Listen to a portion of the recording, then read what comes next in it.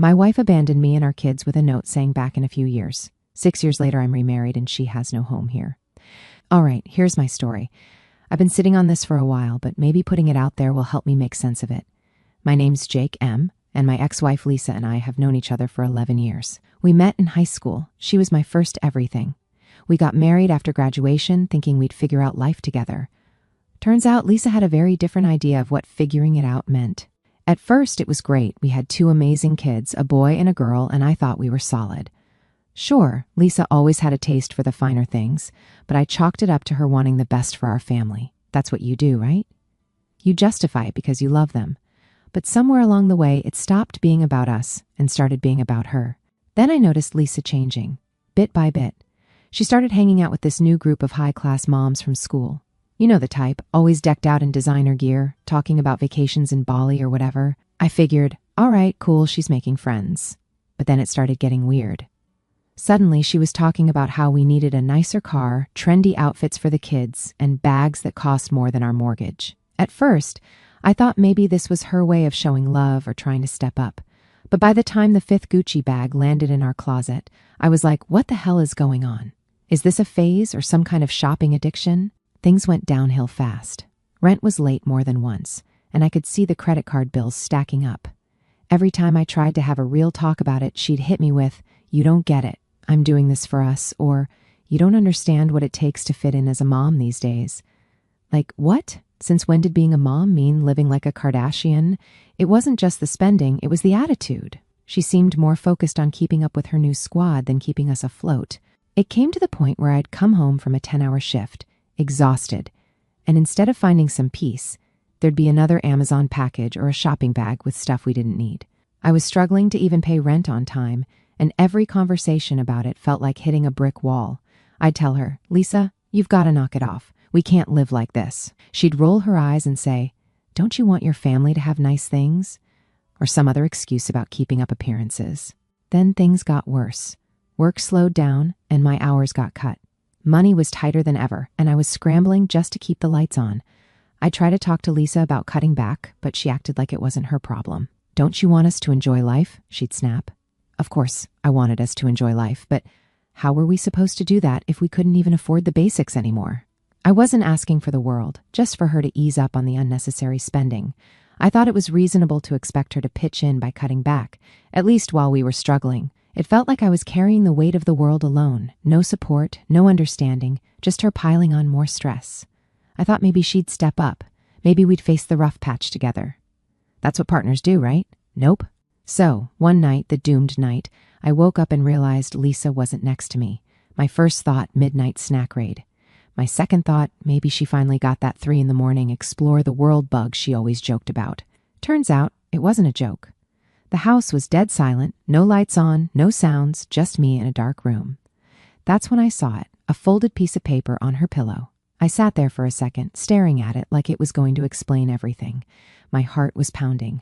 I unfolded it, and the first line was, "Jake, I need to do this for me." She wrote about how I was holding her back, how she'd met someone who could help her explore the world, and how this was something she'd always wanted. She said she wished she didn't have to hurt me or the kids, but sometimes you have to leave behind the things that keep you small. Then came the part that really got me. I'll be back in a few years. By then, I'll have experienced the life I've always dreamed of, and we can pick up where we left off. I read it over and over, trying to make it make sense. She was leaving us for another guy, for some fantasy of living the high life. A few years? Pick up where we left off? Like our lives were just some paused movie waiting for her to come back? I couldn't breathe. My hands were shaking as I reread the note, trying to convince myself it wasn't real. But it was. Lisa had left me and our kids for what? Some delusion of a better life? I started spamming her phone, but it went straight to voicemail. I called again and again, but nothing. I woke the kids up. I don't even know why. Maybe I thought if they called, she'd pick up. But no, they tried too, and it all went straight to voicemail.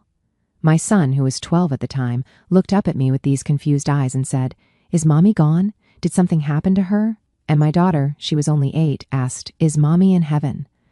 That question hit me like a truck. I didn't know what to say. How do you explain to your kids that their mom just walked out on them? I ended up stammering something about how she was going away for a while, but nothing about it felt right. At that point, I started spamming her phone every few minutes. I'd pick up my phone and try calling her again, hoping she'd answer and tell me it was all some horrible joke.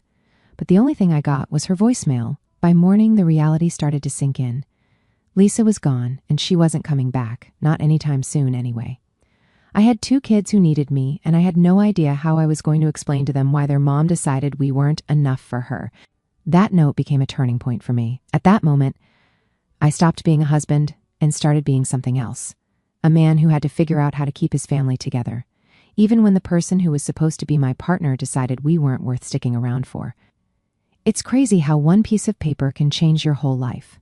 Ever since that night, everything felt like a blur. I'd wake up, look at the empty spot on the bed, and wonder if it was all some weird nightmare. The first few months were a grind. I was trying to juggle work, bills, and raising 2 kids on my own. Before, I had someone to help, even if Lisa wasn't exactly the most hands-on mom. Now, it was all me, packing lunches, helping with homework, cleaning up spills. It felt like I was drowning in responsibilities. I'd fall into bed every night, completely wiped, only to wake up and do it all over again. Money was tight, too. Lisa's spending had drained most of our savings, and with just my income, it felt like I was constantly one step away from falling behind. Every little expense felt like a crisis. I constantly sat there wondering how the hell I was going to make it all work. It reached a point where I almost gave up, but I knew my kids were there, waiting for me to be there for them. So I decided to get my act together. I stopped feeling sorry for myself and started making moves. I cut out anything unnecessary. If it wasn't keeping the lights on or food on the table, it was gone. I also started hustling. I picked up every overtime shift I could get and even started freelancing on the side. Nights when I'd normally crash, I was up late working. It wasn't easy. There were times I thought I was going to drop from exhaustion, but little by little, I started to see the results. I sold off anything we didn't need or use. That fancy coffee maker Lisa had to have, gone. The treadmill collecting dust in the corner, sold it. It felt good, honestly, like I was taking control again. At home, I made sure the kids were taken care of. I cooked every meal, found secondhand clothes for them, and planned little outings, trips to the park, movie nights. Ben and Ellie, they were tougher than I ever gave them credit for. Sure, they missed their mom, and bedtime was rough for a while, but they started to adjust. One night, about 6 months after Lisa left, Ben came into my room holding a picture of her. He handed it to me and asked, "Do you think she'll ever come back?" Man, that question hit hard. I sat there, staring at the picture.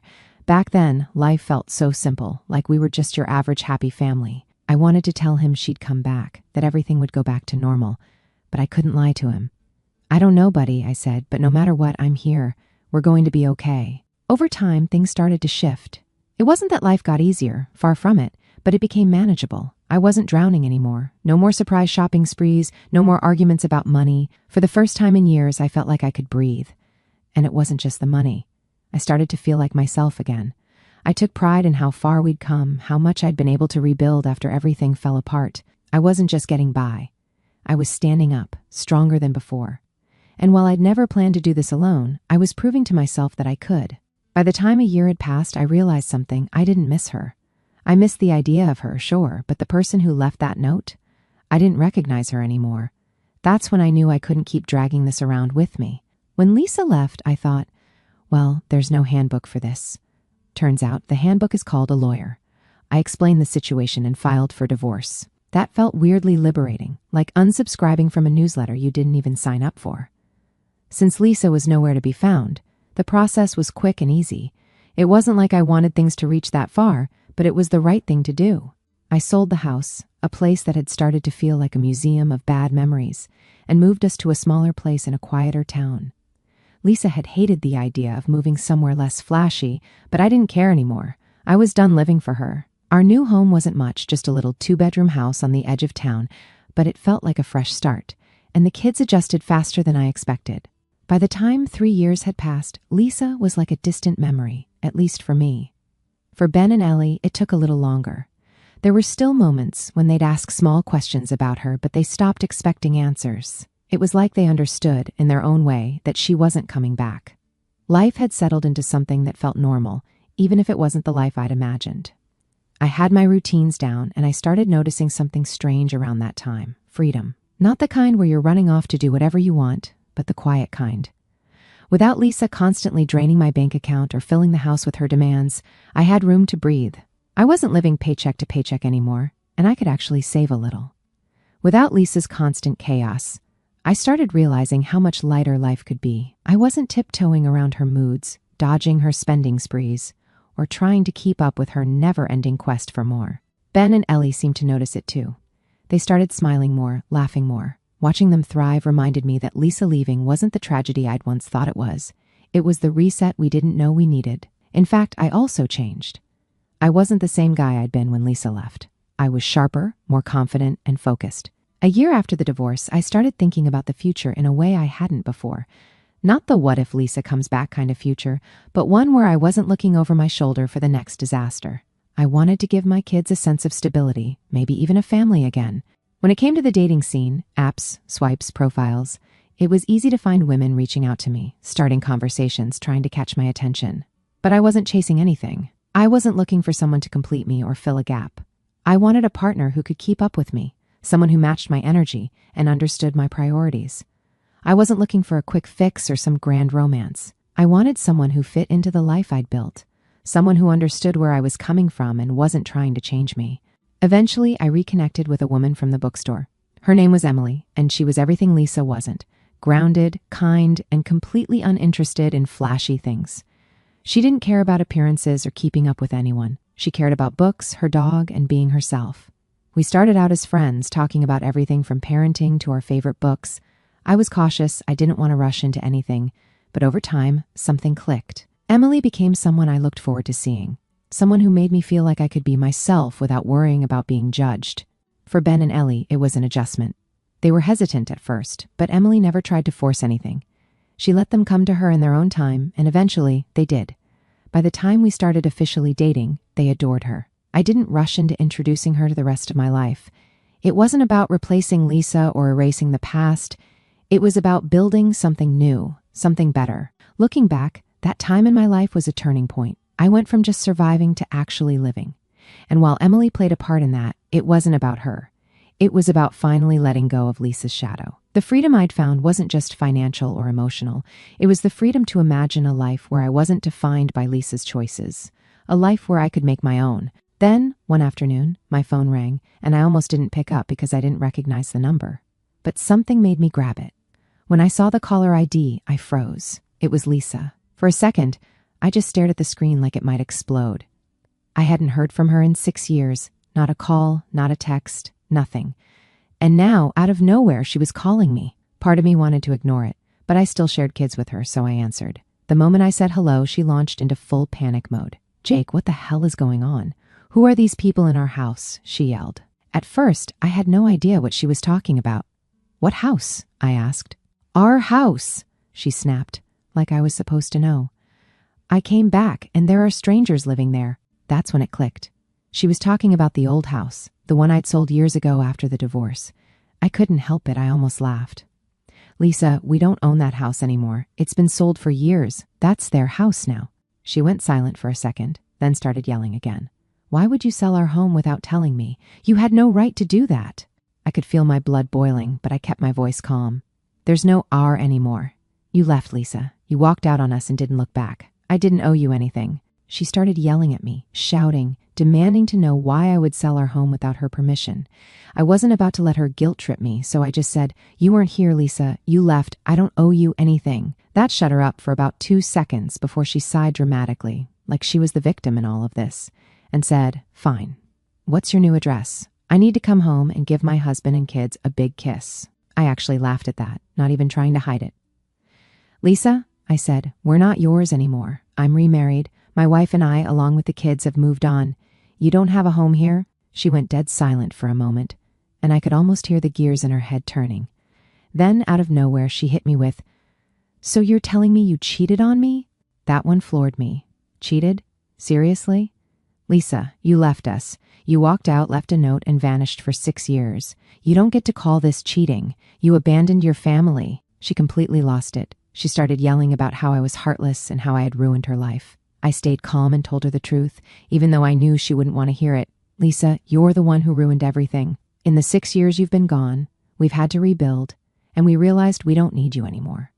You made that decision for us the day you left." She doubled down, saying I had no right to move on without her, like she was entitled to pick up where she left off whenever she felt like it. Then, and I kid you not, she said, "What's your address? I need to come and teach you a lesson." I couldn't help it. I let out a dry laugh. "Teach me a lesson, Lisa? Are you serious right now? You've got some nerve." She shot back, selling our home, moving on. "You think you can just erase me like that?" "Erase you?" I said, trying to keep my cool. "Lisa, you erased yourself when you walked out on us. You think you can just show up after 6 years and start calling the shots again?" "I'm your wife," she practically shouted. "Were," I corrected. I admit I was playing on her nerves, but I enjoyed it. "You were my wife. That ended the day you left. Now, I have a new wife, and the kids and I have moved on. You don't get to come back here acting like this," she scoffed. "Oh, so you think this is all just fine? That I'm going to sit back while you ruin everything? Give me your address, or are you too much of a coward?" I finally said, "Lisa, I'm not giving you my address. This isn't your home anymore. We don't owe you anything." She hissed, "You'll regret this. I'll make sure of it," and then she hung up. Just like that, she thought she had the last word, but honestly, I was just relieved the call was over. I just stood there for a moment, staring at the phone like, what was she even thinking? It's been 6 years. She walked out on us, and now she thinks she can just come back in and act like nothing's changed. Unbelievable. I called Ben and Ellie into the living room and sat them down. I told them their mom had called and asked if they wanted to have a relationship with her. I wanted to give them the choice. It wasn't my place to make that decision for them. Their reaction was immediate. Ben shook his head and said, "No way. She left us, Dad. Why would I want to talk to her now?" Ellie just looked at me and said, "Do we have to?" I told them they didn't have to do anything they didn't want to. I could see the relief on their faces, and it hit me how much Lisa's absence had shaped them. She wasn't the mom they remembered anymore. She was just a stranger. Well, Lisa wasn't one to let things go. A few days later, I got a call from one of her relatives, her cousin, I think. They told me Lisa was furious and planning to come back to town. I didn't know what her endgame was, but it didn't matter. She wasn't walking back into our lives like nothing had happened. The thing is, Lisa had this way of twisting reality to suit her narrative. She didn't see herself as the person who abandoned her family. In her mind, she was the victim, the one who'd been wronged. But that wasn't my problem anymore. I had a new life, one I wasn't willing to compromise for her drama. Now, with Lisa in the picture again, everything turned into chaos, as if 6 years of silence wasn't enough drama. After our phone call, I thought maybe she'd realize she wasn't welcome and leave us alone. But no, Lisa doubled down. She started calling and texting nonstop, leaving these rambling voicemails about how I'd betrayed her and how she deserved to be part of our lives again. At first, I ignored her, but then things escalated. She even called once while I was at work. I picked up because I was tired of the constant interruptions. "You think you can just replace me?" she snapped the second I answered. "Lisa, what do you want?" I asked, trying to keep my cool. "What do I want? I want my family back," she shouted. "You had no right to move on without me. We were supposed to pick up where we left off." I couldn't believe what I was hearing. "Pick up where we left off?" I yelled. "Lisa, you walked out on us. You left a note, disappeared, and didn't look back for 6 years. You don't get to show up now and act like nothing happened." She scoffed, like I was the unreasonable one. "I told you I'd be back. You should have waited for me. That's what families do. They stick together." "Families also don't abandon each other," I shot back. "You didn't care about us when you left, and we don't owe you anything now." That's when she started throwing accusations. She claimed I was trying to erase her, that I'd brainwashed the kids against her, and that I cheated by remarrying. She even had the audacity to say, "I hope your new wife knows she's living in my shadow." I hung up after that. There was no point arguing with her. But she wasn't done. She started spreading rumors among her extended family, saying I'd stolen her house and kept the kids from her. Thankfully, her relatives weren't buying it. Then came the legal threats. She claimed we were still married and announced that she was planning to have my marriage to Emily annulled. Can you believe that? She acted like she could throw the reverse Uno card on my life because it didn't fit her narrative. Apparently, she thought the divorce didn't count because she hadn't been there to contest it. I couldn't help but laugh when I heard that one, like she could just skip out for 6 years, then pop back in and declare the whole thing null and void. She was acting like the world had been on pause while she was gone, as if everything would be exactly how she left it, just waiting for her to pick back up whenever she felt like it. The sheer audacity of it all was mind-blowing. Lisa was so caught up in her own delusions that she genuinely thought her absence wouldn't change anything. That's not how the legal system or life works. I had the paperwork to prove the divorce was finalized, and she'd been notified through every legal channel possible back then. But apparently, ignoring reality was her specialty. She was throwing around big legal terms and acting like she had some sort of case, which was laughable, considering she abandoned us and had no leg to stand on. Emily and I talked it over, and honestly, we weren't even worried, just annoyed. Lisa's threats felt more like a tantrum than anything real, but it didn't make them any less irritating. I sent her a firm message through my lawyer, reminding her that our divorce was legally finalized years ago and that she had no claim over my life or my family. I thought that would shut her down, but Lisa wasn't one to go quietly. Around this time, Lisa went full-on crazy mode. I guess when she realized I wasn't biting on her calls and messages, she decided to go after Emily instead. Lisa had somehow gotten her number, don't even ask me how, and sent her this long chain of unhinged texts. Stuff like, "You think you can just take my place? You'll never be their real mom. You're nothing to them." And another one that said, "Jake is mine and you'll never change that. Don't think for a second this is over." I was seeing red. Like, who does that? Emily didn't sign up for this crap. But Lisa wasn't done. She started spreading rumors about Emily around town, telling anyone who'd listen that Emily was a homewrecker and that she'd stolen me. It was laughable, honestly, but it still pissed me off. I wasn't about to let her keep pulling this crap. The next day, I went straight to my lawyer and filed for a restraining order. Lisa was officially out of chances. Of course, she didn't take it lying down. She kept trying to stir up trouble, but at least the restraining order gave me some leverage to shut her down. By the time Lisa's attempts to force her way back into our lives had run their course, I was done, completely done. I tried to shut her off in every way possible. At some point, the calls stopped, the messages dried up. Maybe she finally realized there was no getting through to me, or maybe she just moved on to her next scheme. Either way, the silence was a relief. For the first time in years, I didn't have to deal with her constant chaos, and I could focus entirely on my family and the life I'd rebuilt. It was like a weight had been lifted, a reminder that she no longer had any power over me or my choices. After a few months, life was finally calm. I was thriving at work, the kids were doing great, and Emily and I had built a life I was proud of. It was during a work dinner, one of those formal networking events where you shake hands, make small talk, and hope the food is at least edible. I'd been invited as a guest of honor for some project I'd led, and everything was going smoothly until she showed up. Lisa. At first, I thought my eyes were playing tricks on me. She was there, dressed to the nines, hanging off the arm of my boss. My heart dropped. Of all the places she could have appeared, why here? I wasn't sure if she'd seen me yet, so I kept my cool, staying polite and professional. But of course, Lisa wasn't one for subtlety. The moment her eyes locked on mine, she froze, then plastered on this fake smile, like she hadn't ghosted me and the kids for 6 years. She walked over, dragging my boss with her, and started laying it on thick. "Jake, wow, I had no idea you'd be here." Her voice dripped with fake enthusiasm. I didn't say a word, just nodded politely and turned back to my conversation.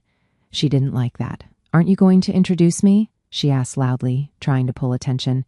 I still didn't bite. Instead, I excused myself, grabbed my jacket, and made my way toward the exit.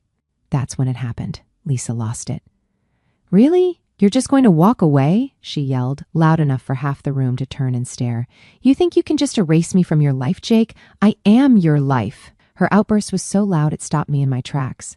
For a moment, I considered responding, putting her in her place right there in front of everyone. But then I looked around, my boss, my colleagues, strangers, and realized it wasn't worth it. Instead, I turned to her and said calmly, "Lisa, this isn't the time or place. You need to leave."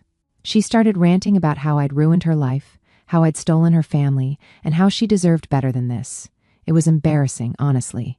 I could feel everyone's eyes on us, but I refused to stoop to her level. I just shook my head, turned back around, and walked out of the room. That night, as I sat at home with Emily and the kids, I realized how far I'd come. Lisa's outburst didn't faze me, it was just noise. The life I had now, the family I'd rebuilt, was all that mattered. Emily asked me what had happened at the dinner, and when I told her, she just laughed and said, "Sounds like she hasn't changed a bit." "Nope," I said, smiling, "but I have. Because that's the truth. I'm not the guy Lisa left behind all those years ago. I've grown. I've built something real, something solid. And the best part? I've got the kind of family Lisa could never understand. A genuine one." Lisa's return might have been chaotic, but it reminded me of something important. I'm done with the past. My focus is on the people who truly matter, the ones who've stood by me through everything. And let me tell you, life's never been better. Thanks for sticking with me, guys. This journey's been a wild one, but I'm proud of where we've landed. Here's to new beginnings.